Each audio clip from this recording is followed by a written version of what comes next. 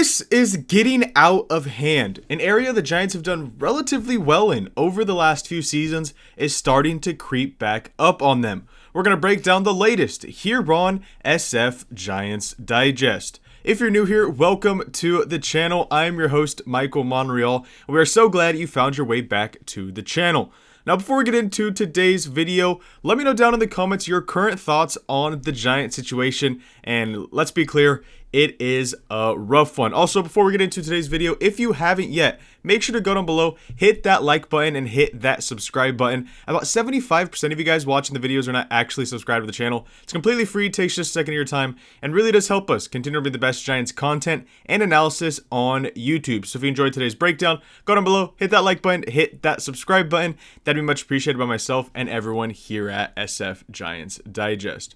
Now, it's been a very underwhelming year. It's been really interesting. There's not been a ton to be happy about as Giants fan. Let's be completely honest. It's been a downward spiral since the opening night game on Netflix against the Yankees. But one thing that the Giants have been relatively good at over the last few years is keeping their pitchers healthy. For the most part, they haven't dealt with, a lot of Tommy Johns, a lot of UCL injuries, a lot of stuff that has been predominant in the game for the last few years, as pitchers continue to throw harder. There's more wear and tear on their elbows, on their shoulders. The Giants have done relatively well in that department, which part of that is because they don't have a lot of the talent that the league has, like the Paul Skeens, the Chase Burns, guys like that, but still, they have done relatively well in that department.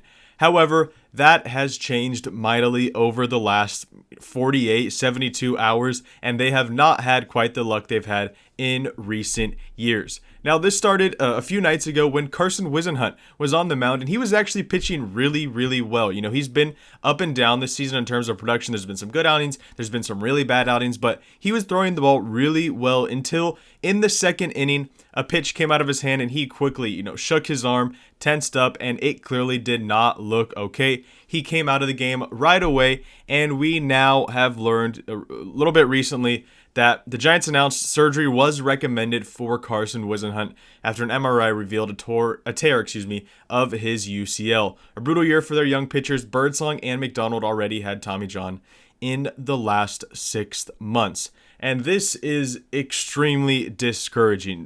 Carson Whisenhunt may not have been a surefire starter in the rotation heading into 2027 or whatever there is of a 2027 season. But one thing was for sure, he was going to be in that mix simply because of the lack of starting pitching depth. Obviously, with McDonald having Tommy John a few weeks ago, Birdsong will likely not be ready for opening day. There was just a lot that needed to happen for Whisenhunt to not be an option in the rotation. And this is one of the things that took place that obviously takes him out of the running. Now, I don't know what the Giants rotation is going to look like. We'll get into that in a few minutes about what it will look like this offseason heading into 2027. But one thing is for sure, you really don't like to see Carson Whisenhunt, a guy who, even if he wasn't a starter, could have been a bullpen option for you next year. Whatever role he could have taken, that changeup does play, even though the fastball and slider don't. And really discouraging to see an injury like this happen towards the end of the year when he had over a month left of the year to prove that he belonged in the big leagues.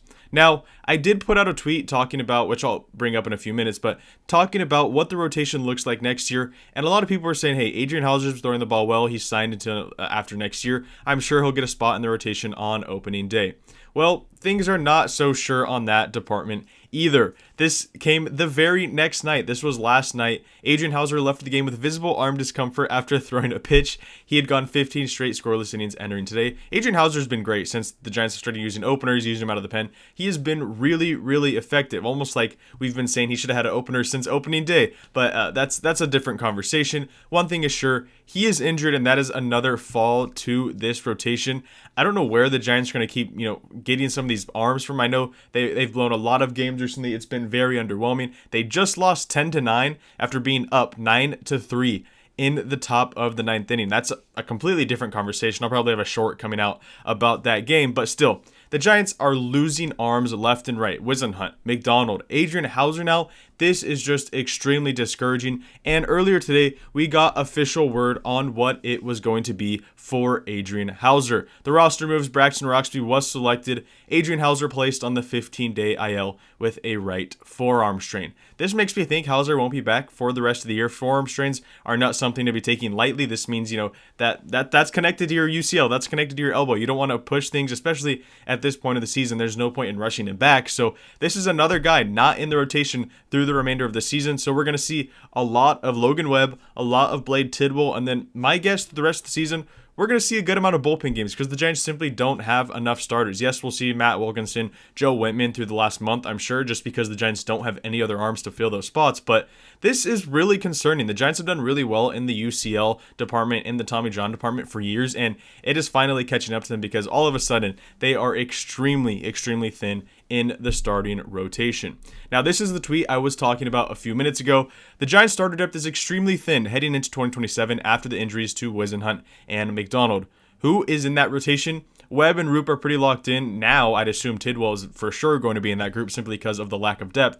And then Whitman, Wilkinson, Birdsong when he's healthy.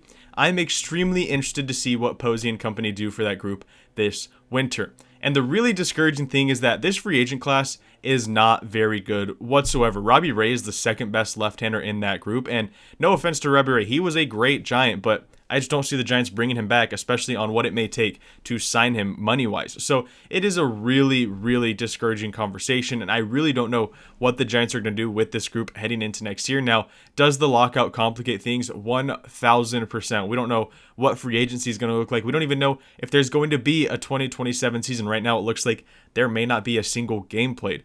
But one thing is for sure, the Giants are going to need to sign at least 2 starters if there is a 2027 season.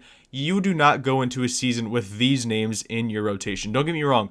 I think Blade Tidwell can be a fine Major League starter. I think Joe Whitman can actually be a number 5 in a decent rotation. However, Wilkinson, Birdsong, we've seen those guys. Wilkinson's not a big league starter. Most likely, who knows, maybe he surprises us. He is talented, but I think he's more of a long man of the bullpen reliever type with that invisible fastball from the left side. Birdsong, we've seen him in the rotation. Maybe he comes back healthy and can throw strikes again, but he looks like more of a reliever at this point.